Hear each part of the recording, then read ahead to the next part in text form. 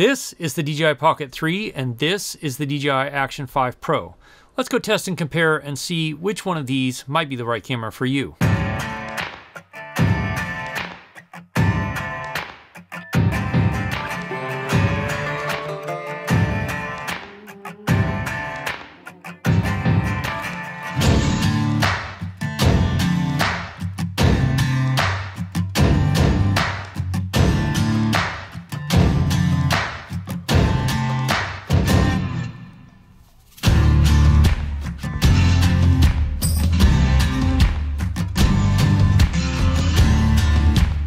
Now, obviously, there is a huge field of view difference in the Pocket 3.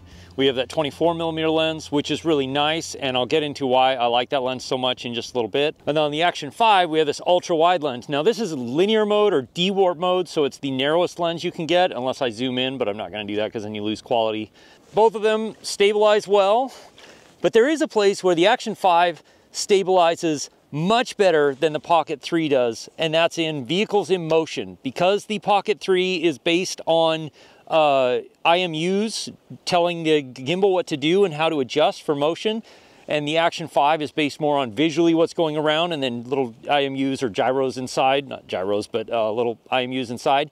The Action 5 will still stabilize properly when you're in a car going around a corner, where the Pocket 3 will start to drift like you can see here in this footage. Now, of course, if you have horizon leveling on, they both do a good job of leveling the horizon up to 45 degrees. Then with horizon balancing off, obviously the Pocket 3 still is going to stabilize to a point. But the Action 5 has one more trick up its sleeve. And that trick is that if you put horizon steady on, you can do 360 degrees while it will keep the video perfectly level. When it comes to image quality, there is one huge difference between these two cameras. And that is that the Pocket 3 has a closer focus distance, but it also has a blurry background, and that's because of physics and lens design, because it is a 1-inch sensor and it has a focus system. You can see here that the closer I get, the more out of focus the background gets, and that's because it's actually focusing on my face. The Action 5 is completely different in how it operates. Its design is that you want everything in focus, or at least as much as you can, because you want to capture all of the action. There is no focus system. It has a smaller sensor. I need to hold it about arm's length in order to make sure that closest thing to the subject, is in focus. But regardless, the background is still in focus as well. And if I get closer, you'll see where it just starts to go out. My face is going out of focus. So that's where the use cases between these two cameras is very different. You want the Pocket 3 is definitely more for vlogging and lifestyle stuff. The Action 5 is geared toward capturing the moment, the action, and everything around you so that you make sure you don't miss a shot in the heat of the moment. But that thing just popped behind me real big, so I think we're gonna move on and keep going toward our destination here.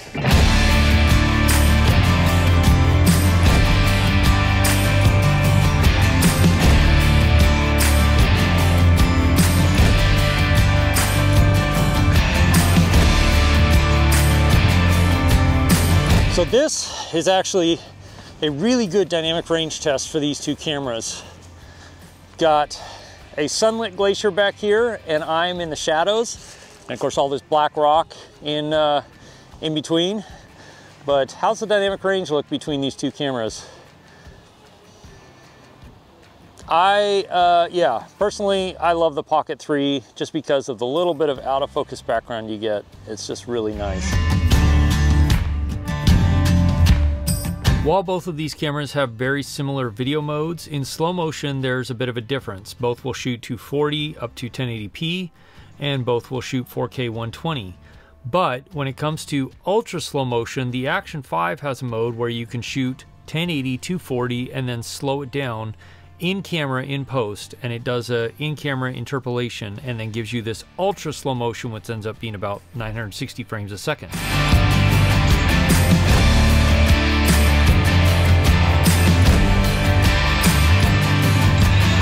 We reached the glacier.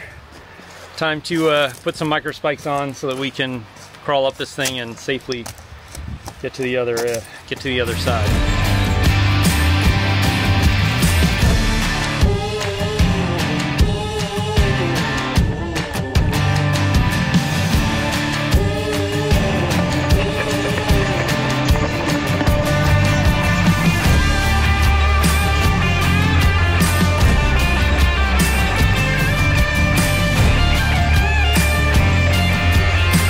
Things about the Action 5 or any action camera is that generally they're waterproof. Now the Action 5 is waterproof up to 20 meters, which is quite a ways, where a lot of other action cameras and past action series has only been waterproof up to 10 meters. I don't have any water that deep, but I do have some water nearby.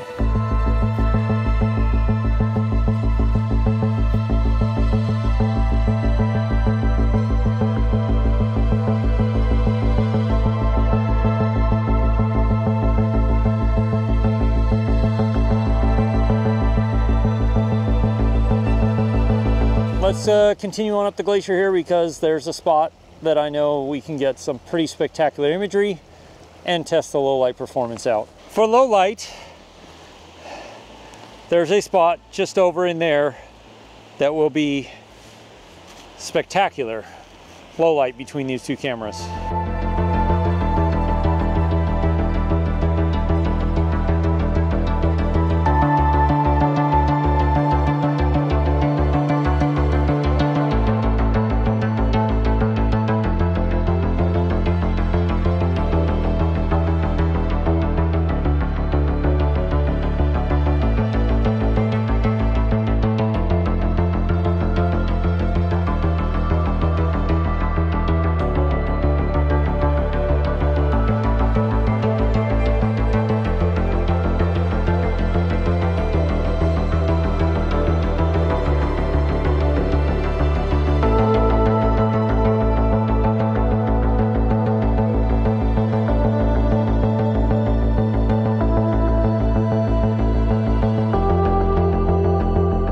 Tested out night mode and super night mode in both the Pocket 3 and the Action 5, as well as D-Log-M with -2 noise reduction to give you as clear an example.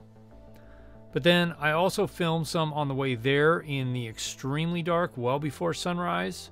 Here it is in the D-Log-M, and here it is with the night mode and super night mode on the Pocket 3 and the Action 5 respectively. Hey, if you're enjoying or getting value out of this video, then consider subscribing.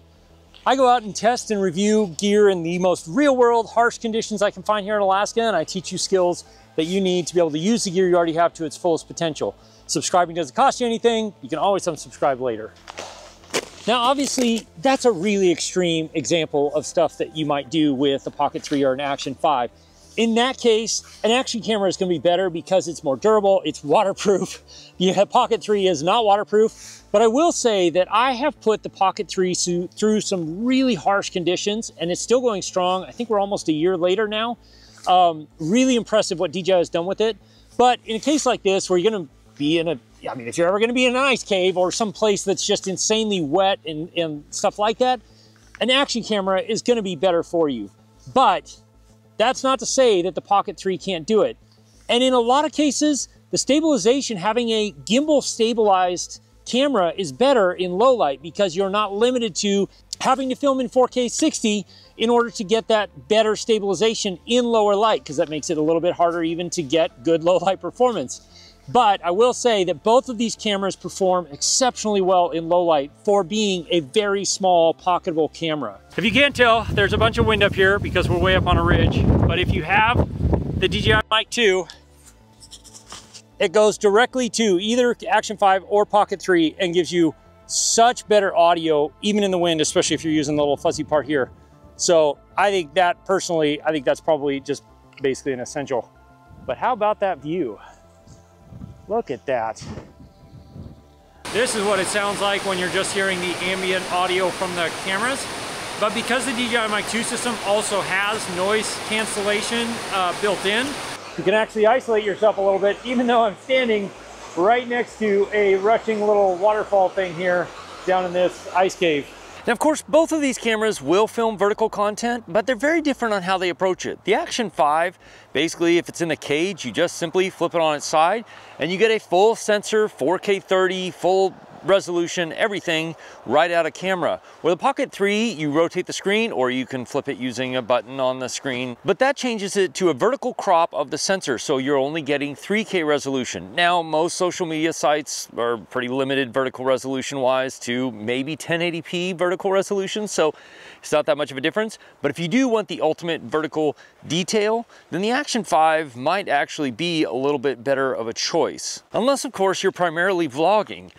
In which case, like, I still think that the Pocket 3 is probably one of the best vlogging cameras on the market because it's so easy to use, it gives you such great image quality, and it just has great performance on almost every situation you can shoot with it. But beyond vertical video, both of these cameras offer some sort of form of tracking. So right now I'm tracking in vertical mode on the Pocket 3, and I'm tracking in horizontal mode on the Action 5, but it's cropping into a vertical crop. So you're limited to 2.7K when you do this, but it does give you some motion where you can move side to side, get a little bit of motion in your shots. Let me switch back to wide format because I don't really shoot a lot of vertical video. So what's interesting is when you're using an active track system like I am right now, is the Action 5 can actually track quite a ways, but you're limited to 2.7K because it's got to track you around the sensor, whereas the Pocket 3 obviously will track you a lot farther, and as soon as you're out of view of the Action 5, where the Pocket 3 can keep tracking you around pretty much no matter where you go. So that's, again, another reason why the Pocket 3 is definitely more of the vlogging style camera, while the Action 5 is aimed more at the action market, but with some of those added features where, you know, you can get a little bit more out of it and make it a little bit more of a vlogging style camera. But then we also need to talk about field of view, because the Pocket 3 is limited to about a 20mm field of view, which is what you're seeing right now. It's great, it's good for vlogging. You can get a wide angle lens for it. I had it, I lost it. But if you want a wider field of view, you can get a wider angle lens, which is fine. But the Action 5, because it's aimed at more the action camera market, has a much wider field of view. So what you're looking at right now is the tightest field of view that the Action 5 will give you. It's de-warp, but in horizon balancing mode, which is the tightest crop, or the, you know, jumping on the sensor that it will give you. So this is rock steady on with de-warp. So you can see here the line in the bridge, like that stays straight. Still, the field of view is quite a bit wider than the Pocket 3, but this does keep all the lines straight. So if you're gonna be doing things like walking, talking, vlogging to the Action 5 or something like that, this is definitely probably the setting you're gonna wanna use. Otherwise, you're gonna see distortion in all the buildings and stuff around you. Now we're on the wide field of view, which, as you can tell, is a lot wider. So that gives you quite a bit more, but the Action 5 will go even wider. And now we're on the Action 5 in the ultra wide field of view, which you can see, like, it does distort the lines. That's part of it. It's an insanely wide field of view, which looks great on certain things. You want a POV camera, you want to stick this on your chest and then go ripping down a mountainside on a mountain bike or something like that, or snowboarding. This is great because it gives you that ultra wide field of view. You don't have to work very hard to make sure everything's in the shot. And like this shot here was done on the Action 4 in the ultra wide field of view. It looks amazing because of that ultra wide field of view. But the Pocket 3, again, maintaining that 20mm field of view, which is great for most things, especially if you want to vlog handheld.